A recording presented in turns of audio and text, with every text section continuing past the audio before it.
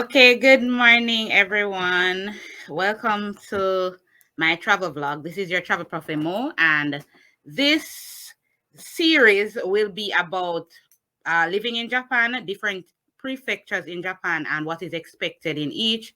I'll be interviewing persons from different countries who are foreigners currently living in Japan and working in Japan.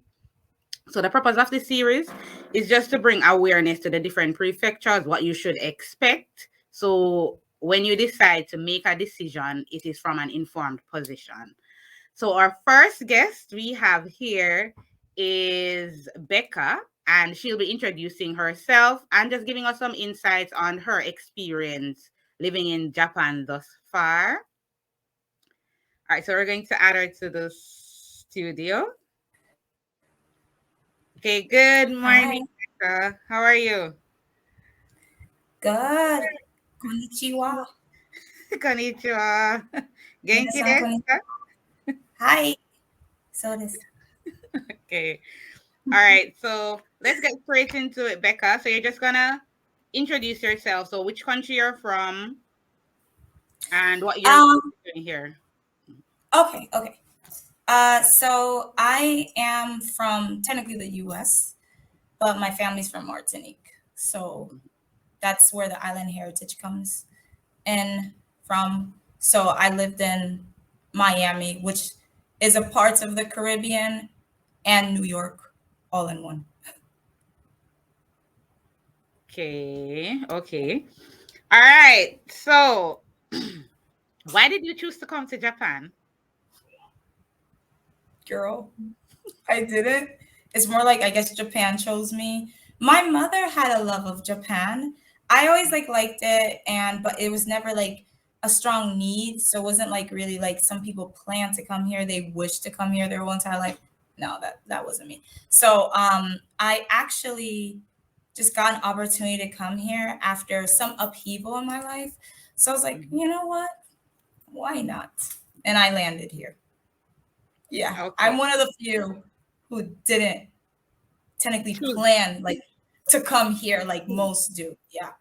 Oh, okay. And all right. So what program you came on and what was the process coming to Japan? Ah, no program. I was like a friend, a mutual, like a friend of mine. She had this opportunity to come, and she kind of told me about it. I was like, okay, that's interesting. And then a recruiter contacted me. Oh boy, a recruiter contacted me, and I sort of just got a job here, and that was the process. It wasn't like the jet program where you get like it's a program you come for probably a brief time and then you leave. It was more so like you just come just for a job, like anyone who would travel for a job, basically. Yeah. Okay. So, and where are you located? Tokyo to. Um, I'm located in Tokyo prefecture, the capital, not like Chiba, Kanagawa. No, actual oh. Tokyo. And I feel it, girl. I feel it. The prices. I feel it. Yeah. Yes, we're going to get into that. So, question: the recruiter that you came with, right? Is it a school that you're working with, or in other industry? Is it education?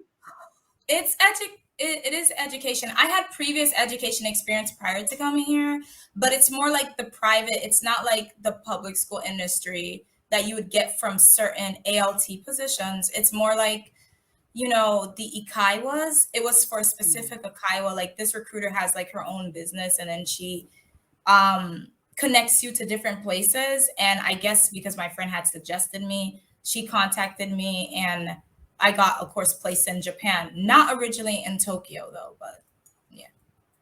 Okay. All right. So let's get into the moving process. Like, what was the Oh, paperwork coming here? Did they do all the paperwork? Your oh employer? my, the paperwork, girl, when coming here. Goodness, they did their part, like half of it, and then I did my other half. And girl, goodness, it's like any mistake, I would have to go back and correct. Like I had to write in capital letters. You know how when you go to the bank or something, they're like write like in capital letters the big fonts. I had to write that way. It had to be neat. It had to be in a specific way. I can't even say that word. It had to be in a specific way. And I had to mail this by this time. And I had, especially the COE was a nightmare of a document because they give you, like 3 months, I believe, until it expires. You have to do it again. But because like borders were closed, I had to redo it. And I found out that I didn't even need to redo it. And I'm like, so, but getting the visa was like fast. Like when I went to the embassy in Miami, getting the visa was super fast. They approved of me like in a like I don't know, like it's right there and then. I didn't have to wait like months like some people. Like it just went fast. But submitting the actual documents for the visa, getting the COE and everything, it was just like almost like a nightmare. But they did their legwork, but there was a lot of things I had to do, and I had to like mail papers, actually mail in headshots, and God, I was stressed out. That's probably why I started getting bags underneath my eyes. Yeah. Okay. All right, so that's the paperwork. So what about costs, like coming to Japan? Did they tell you that okay, you need a specific amount to Mm. for the first month of living in Japan? What was the pay? What was your pay like schedule, like getting housing? So yeah, you can expound on that. Cost to come here, where you live in terms of the rent, because I know rent can be quite expensive depending on your location. So you rent and like your salary arrangement, seeing that this is a private company that you are currently working with. Yeah. Currently, I'm not actually with the same company anymore. Long story. Oh my God. Which I don't know. We'll probably touch on later on. But so when I came, they told me I needed like a base fee of around like I think the amount was like uh 1,000 USD to be comfortable. And as we know, the yen's currency was a lot higher at the time, and but now it's kind of going just a race to the bottom pretty much. But when I came, the currency was pretty high. So around 1,000 USD would have like I brought around 1,000, but it was like for 800 to 1,000 to come, just to have for the first month. As far as costs all around, like the flights and the luggage and all those type of expenses, I would say maybe it was around 2,500, close to 3,000 USD in all. And then as far as accommodation, the company gave us accommodation for 2 weeks training. Why is the training so long? Who knows? But the company gave us accommodation for 2 weeks training, and this wasn't originally in Nagoya. And later on, they had us like essentially have to pay to be trained. We had to like so it was one of those companies that you hear about. So which we knew about this, but it's like you never fully know until you get here some of the things that happen in Japan. Like you can be warned, you can be prepared, people will tell you, but until you get here, you understand I truly agree. you have to what it is, like what is the problems. Because I thought like my friends and I, we thought we had all of our bases covered when dealing with this company, but it's like you don't know what you don't know. So we had to essentially pay for our own accommodation back to the company, which will take a piece out of each paycheck, which is ridiculous. So I do not know about the rent in Nagoya, but as far as I was placed in Okayama, and that is another story of its own. But my rent was around 36,000 yen, and that was for Okayama-shi. So like I lived around like the border of the capital of Okayama, and I believe at the time that was around like 300 USD, 300 and something USD at the time. I don't know what it is now. I can't keep up with the currency, but yeah, that was essentially yeah. Okay, so for the renting, did they help you to source the property? Yes, they had a contract with a housing company already, and we just sort of moved in, and they sort of like found an apartment that was available. Now, if the housing company did not have something available, then they would look for private housing, which you probably would have to pay a guarantor fee or something or key money. which is, standard in Japan. But for us, we didn't. We had a foreigner friendly type of company that did not have those fees. Now, if you did not get placed in one of those apartments, you would have to pay the extra fees out of your own check anyway. So, but I got placed in one of the standards apartment. It was about like 16 square meters, I believe. Okay. Oh, so you had to pay your airfare for your company, Yes. and you basically had to pay to be trained. I Okay. had to pay for everything. Girl, I know. I had to pay for everything. Like, I remember back in the day, the companies used to pay a lot more for people to come over here. But ever since there's been a surplus of people trying to come over here and, live here, and, the weedness grew, people don't necessarily, like, companies, it's not weird for them necessarily not to pay for you to come over, but the really good ones do, or they'll find some way to reimburse you. But that was a red flag in of itself, that they were not willing to help us at all. But when you look online, you'll hear, oh, that's normal. And that's another thing about Japan. There's a whole lot of myths and stuff online. It's until, like we said, until you get here, you fully know, because online sometimes doesn't even help you. Yes, that is so true. That's what I found as well. All right. Yeah. So for your for your school, like, what was the transportation like? Did you need a car? Because I know for some areas you definitely need a car, especially in the countryside. So did you need Yes. a car? And like, how many schools did you have to teach when you were in Okayama? And even currently, now that you're in Tokyo, like, how many schools do you teach and what level? Oh boy, Okayama. Girl, I needed a car. I still need a car. I can't survive Tokyo transportation. I can't survive Tokyo's commutes. People are like, I need to come over here to Tokyo commutes. I'm like, what are you talking about? You're gonna suffer standing. You might as well just die standing up there. I just can't do it. But for Okayama, definitely need a car, because even though I was in the capital, it's still a countryside, like prefecture. And goodness, I did not have a car. No one's providing public transportation for us. And we were told something crazy, like if we got a car, like we weren't allowed to get a car. I'm like, what is this, a black company? Like, one of those shady companies? And it was, but we were told we weren't allowed to get like a car or anything like that. But they reimbursed our commuter fees, which is kind of almost standard in Japan. It's not really abnormal. So in Okayama, because this is a very big company, like it's a very big Okaiwa. So essentially what you would get is like different prefectures having different, heads, kind of like most of, how most of them work.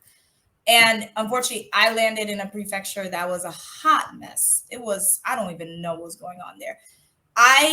We would work often 6 days a week. Monday through Saturday, and sometimes even 7 days a week. We were supposed to only go to like 4 schools within a month. Girl, I would go to like 8 schools in a month. My commute was 3 hours long. Like, I don't even know how I'm still alive. What? Yes. Wow. Because like when you live in the countryside, the buses don't run on time, the trains, and that's another misconception about Japan.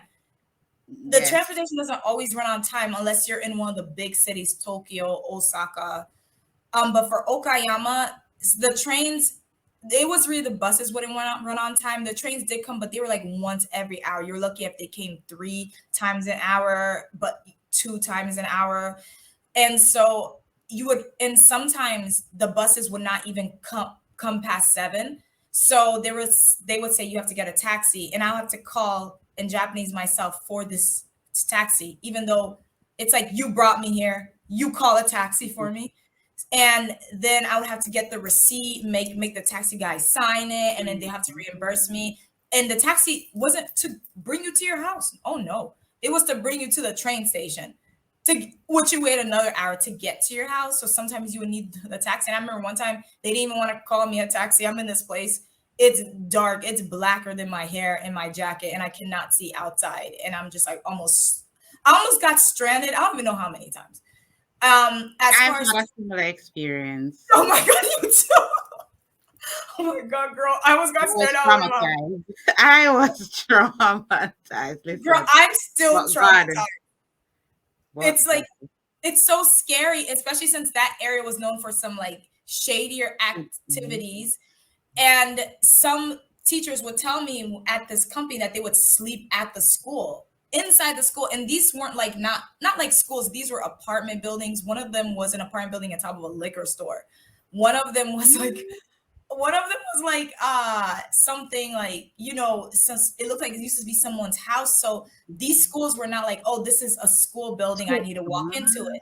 It was more so they could be old shops, old apartments, anywhere. mm, And people would sleep in it. And this particular school that I pretty much almost got trained in had like bugs, it had no running water besides the toilet. And yeah, that was traumatizing, but that's just one of the incidences about you were not provided a car, you're not allowed to get a car, and the commute was about 3 hours just because of the nature of the area and also what time the job finished. Currently, in my new position in Tokyo, I could get a car, but I live in Tokyo. The trains come every 5 minutes, so it's like, why? But Tokyo's commutes are bad for the simple fact that stairs, overcrowdedness, and Jesus, the you'll be in one train line, which is Tokyo's metro line, and then mm. you would have to go cross the street or 4 minutes to another train station, which is the JR train station. And you have to walk like 10 flights of stairs. And you're like, why is there an escalator going down but not one to go One up? going up, yeah. I was found Yeah, that strange in Tokyo as well. exactly. By the time you go up the stairs, you lost 10 pounds. So like yeah, that's Tokyo's commute. But I'm grateful for it because I don't have to wait 3 hours, but boy, I have to wait. I just have to basically stand on the train by the time I'm coming home. Yeah, so that's how my commutes are like. And what's the so you had four schools. The you weren't allowed to drive a car because some companies, contracting organization, depending on who Hmm. you're working for, they do it's the same for jet. They do tell you that you are not allowed to operate a vehicle, but I guess it depends on Hmm. the like the transport, how efficient the transportation is in your area, Yeah. especially like the buses and the how far the train station is away. So we don't really have, well, for me, I'll hear Oh, from other persons what they see, what's their experience. Uh well, for Okayama, I had eight schools. Usually I went to. Currently now it's just one. It's just one school. oh, Just one. okay. Yeah. Okay. And so for like the grade level, which level are you at? For Currently. Tokyo or when I was in Okayama. So you can give me Okayama and then you can tell me about Tokyo. Okay, I'm a Zimbu girl. Everything, all grade levels. We were teaching kids that were, there was mommy classes where the kids would be 2 years old. And then the oldest would be like 18. I was lucky at some of my schools where I got the older kids because I've experienced like teaching older high school kids. And if you get them, they're usually a dream to work with, less behavioral issues because you were the only one working in the building when you worked with these kids. There was no one else. It was just you. Um, Oh. I know, girl, I know. um, the fact that this is allowed still boggles my mind because about anybody, God forbid, could work this job. So it's not because anything happens to the kids, the company blames you anyway. So you were the only one in the whole building with these kids, and they told us maximum you would be working with like 12 kids, never past 13, like 12 to 13 kids, but some people worked with 15, 16 kids. And there was like usually sometimes got a class of like a bunch of 3 to 4 year olds. And I remember I had 12 of them and you're the only one in the building. And so you would get situations like that. And sometimes you would get only two kids. I was blessed that when my schools dropped down from like 8 to 6 schools a month to like four, I got kids who were like from 8 to high school level, that was my main ones, and they were easier. But there was a lot of behavioral issues anyway with some of the kids who were like 7. And again, the standard class size was about 12 of these kids, and it's just you, the You're, only yeah. adult in a building with all these kids. When it's the high school kids, it's not an issue, but once the younger kids, it's like scary. And as a person that's really protective, I'm like, it never sat right with me. Mm. Currently in Tokyo, I work with largely second graders, where yeah, US is second graders, third graders as well. Like At the so third elementary level or yeah, at the junior high school? Oh, elementary. junior high school, I wish, girl. Oh my god, I Mm. miss working with the older kids. Like I like because you can have the best conversations with them. Um, they're at the elementary level, like so from like 7 to 8 years old. They're funny in of themselves, but it's just one class I teach with them, and I get the same kids for like the whole year. So yeah, versus this one, I'll be like, versus my last one at Okayama, I would be placed in one school, and then sometimes they would move me, and the kids would be like, "What happened to her?" And like Mm. nobody knows. So yeah. Yeah, yeah, I heard about that. I've never experienced that one, thank God. So Oh what my goodness. about like so in Tokyo now, the schools, right? Do Mm. you team teach? Because I realize you mentioned nothing about team teaching. So you're basically teaching on your own for when you were in You know me Okayama. smiling. You know me smiling. um, so none of these jobs really, except for my second, the job that got me to Tokyo, I no longer work there either. And I know it's like, you're why are you bouncing from, but trust me, I have some horror stories. Like you, girl, this could be a movie, like the horror stories I can tell you. But like my, I only team teach in that one, but this Mm. one, it's not necessarily required because it has like an open door policy, the one in Tokyo, where like the building manager comes in, he supervises your classroom, kind of like a principal would at a Um, regular school. And you have like aides that also come in, they're called reading staff, to help the kids out, and they come in and they walk around as well to sort of help you, and sometimes they stay in your class, so you always usually get that support. We mm, do team teach for one day, just because something like another class takes one of the classrooms. So all the teachers in my level, we combine classes. So, but that's only for like one day. But there's no like team teaching. And Okayama, it was supposed to be done when you started the job. But it never happened. It only happened like after you spent a month of suffering in this job, and mm. that's when you're like, hey, you want to team teach? And at that point, you're like, no, I just want to leave. So yeah. Oh. All right. So what's all right. So in terms of so that's the school aspect. So for this job currently in Tokyo, at least they offer you the option to team teach. You can, right? It's not by our choice. Yeah, it's not one of Ah. those things that are like you know, we're basically solo. But at this point, this company only wants to hire experienced teachers who taught in a classroom all by themselves. So you're essentially alone. Unlike ALT work, where the ALT is kind of mostly the support and lucky, and you don't have to do too much. Over here, you're the full blown teacher, and you're just given support as you go, kind of like how it was like for me back in the states when I taught my high school kids. I know I'm not that old to be teaching high school, but that job fell in my lap too. So it's just like that, like a literal almost a regular teaching job, but Teacher, without me. yeah. So you're Yeah. basically the host teacher. Because that's what I was that man Yeah. that was my follow-up question. Like, how does it differ or is similar to when you taught if you taught in the US? Like, how is it Mm. similar to your home country? Teaching here. Very similar. This job in Tokyo is very similar to the US because I'm doing most of the functions, except I do grade, but we don't necessarily have a grade book. Mm. We don't necessarily have to communicate with parents. There's like a bilingual staff for that. The building manager comes in and out as if it was like a regular school out of your classrooms.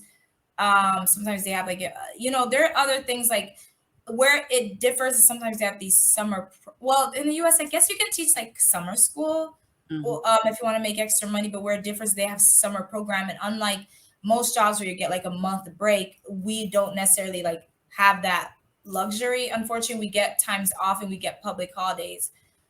Unlike my previous jobs, we didn't get any public holidays, but we do over here. But you don't really get necessarily the whole month off like a standard teaching job in Japan or in the US. So the days off is where it differs. The pay is also where it differs. It could stand to pay a little bit more, but the way Japan pays teachers, I that is a story for another day. I just need to let people know, if you're in the US and you're watching this, stop complaining. If you're a teacher, stop complaining about the way you get paid. Okay? You're getting paid okay money. I know you could be getting paid more, but stop it. Until you come here, that's when you'll know. Okay, girl, I just had to get Yeah. my shoulders. Thank you for that. Yeah. So, viewers, listen, do your research. And you can do so much research, but that's the aim of this program, to get persons who are Yes. living in different parts of Japan, who are working for different companies, so you can know the questions to ask and what to expect. Because some of these companies, as Lily said, they are deceptive. They tell you one thing before you come here, and then once you start working, it's a totally different thing. And some Totally different. persons get trapped because most of the dispatch companies, they don't pay for your airfare to go back home. So guess what? Mm-mm. You have to try to work that money. And remember, most times the salary that you get is not enough. So you have to be working twice as hard, and sometimes it's hard to get a second job. For dispatch companies, you can get a second job, but sometimes it's difficult because the working hours is so long. By the time you leave work, it's not possible for you to actually go to another workplace. So you have to think about these things coming here, and the expenses that you have to incur to come here. Like, is it worth it? Is it a blessing being here, or is it a lesson? What are the lessons that you've learned? And we just try to share these insights with people, because it is a lot. It is a lot. It is a lot. It's not the paradise that certain people think. And it's crazy to me how certain people think Japan is a paradise. There are lovely things about Japan. And I know people have made a lot of like content about like the working conditions here. And it's bad, but like we said before, you just never, there are good companies here, but you just never know what you're going to get into until you're actually here. And yeah, like you said, you have to really do your research, because like any place on, I don't know why anybody would think this is a heaven on earth. You're gonna come here and all your dreams are gonna come true. I don't know what they're taking, what they're smoking, what they're saying. Because like any other place on earth, you have pros and And cons. cons. Like for Exactly. example, in the States, I was spoiled with convenience. I didn't have to walk down to throw away my trash. Now I'm on the seventh floor currently, so but that's not my complaint. My like I'm not complaining about where I have to throw my trash. But when I was in Okayama, I had to go down the street because there's not a trash can like in the US. It was very hard to get things when you're in the countryside online. Certain places don't deliver. As far as lessons, Japan has taught me a lot about, and also a lot about myself. I realize I'm way more resilient than I ever thought I would ever be. Same. Also, yeah, I feel like also I'm just so proud of like foreigners who, unfortunately, there is issues with foreign discrimination of foreigners within against foreigners, which is just disgusting, because you're all foreigners here. You're not going to be any more Japanese. If anybody's telling you you're going to be more Japanese, who's Japanese, they're lying. Because you're never be fully accepted into Japan, but that's not the. I don't see that as a bad thing like some do. But as far as the foreigners who managed to stick together have been amazing, and especially what I would say the Black community really helps each other out a lot here. I would say like Yeah. whether from the islands, the U.S.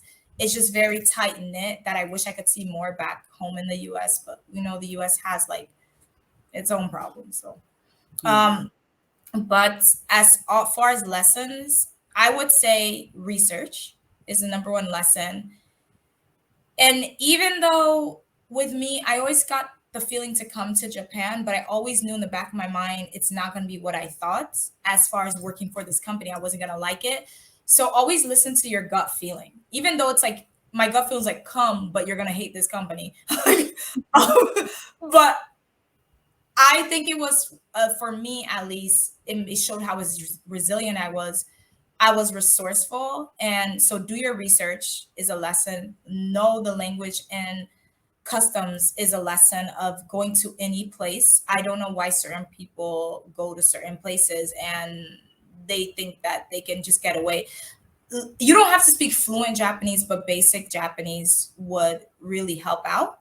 I also would say a lesson that I've learned here is it's okay to rely on others, because I've always been more independent in trying to do things myself, not to rely on everybody or anybody else. But that is a lesson.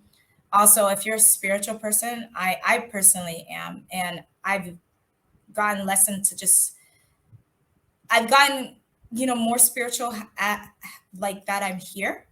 And also, one of the biggest lessons is don't let loneliness make you do stupid things, because I've heard a lot of stories about people here, and they get lonely because it is a pretty isolating culture. And being in Tokyo, I have to essentially make friends all back over again. All the friends that I essentially made are in different prefectures. You're in a different prefecture. So um, Right? don't let, loneliness make you do stupid things, such as entertaining certain people. If you decide Yes. to date here, oh my god, and that's a different horror story. So do not let loneliness make you do stupid things. Do not let desperation ever drive you.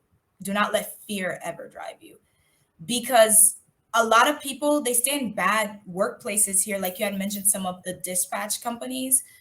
A lot of people stay in horrible working conditions here because they're like afraid to sort of leave, because they're afraid. But do not ever let fear be the motivation to drive you. Those are some of the lessons I think I learned here as well. Oh yeah, and also another lesson is to always have cash here, because card is like Cash, not a thing unless you're in the major cities. So yeah. yeah, cash is king in Japan. Trust me, in every sense of the word. Like most of the restaurants, they'll tell you they don't accept credit card unless you have like a Or like PayPay or one of those Japanese credit cards, and it's difficult to get a credit card here as a foreigner, especially in yeah, investing. So you yeah, just have to ensure that you have money. Another thing I'd also say, like our groups. So try to get in the groups, like on yes, Reddit or Line, because Line is what they use here. It's similar to yeah. WhatsApp, Or but they use Discord. Line. Yeah, So those Discord are some groups. You are absolutely right. That is another. It's like there's so many tips I feel like we have, but it's like we can't cover all of them. of them. But Yeah, yeah, but getting into a group in a community will all like a Facebook group, Line group, like you said, WhatsApp group, Discord, Reddit, any group of people living in Japan is going to be a huge lifesaver. yeah. All right, thank you so much, Lily. We covered Thank two you. prefectures. Yeah, This was true. really a Yeah, this was really a refreshing discussion. All right, so one general question: what is one thing you would take from Japan to your home country? Physical or like more of like lessons or like non-physical? Uh you can probably give me one physical one and one lesson Okay. or culture Physical or practice something. or oh yeah, like a culture custom. Mm. Physical, definitely my kimonos and that fan I have running back there because it's hot. Uh, I would take my apartment too, but unfortunately I can't do that. So my kimonos are coming with me, and non-physical. I was always a courteous person, and I would say I was pretty considerate. But Japan has made me even more so. So I would love to also take that consideration with me wherever I go, because I'm happy that I. One of the good things about Japanese society is people are pretty considerate. So I became even more so being here. That is true. They're very considerate. So it's we instead of I, like the other Yeah. person, the majority. Yes. Okay. Thank you so much. Lily. So, Thank guys, you. please ensure you do your research. If you have any questions, you can drop them in the comment section, and we'll try to answer as best as we possibly can. Yes. So, stay tuned for another person from another country who is actually living in Japan. So, Lily is from the US and Martinique. So, you got Yes. that perspective. So, until then, see you next time. Blessings. Au revoir. Bye. Bye. Thank you for having me. All right. Arigatou Thank you so much for your gozaimasu. time. Do it to stop there. Bye bye.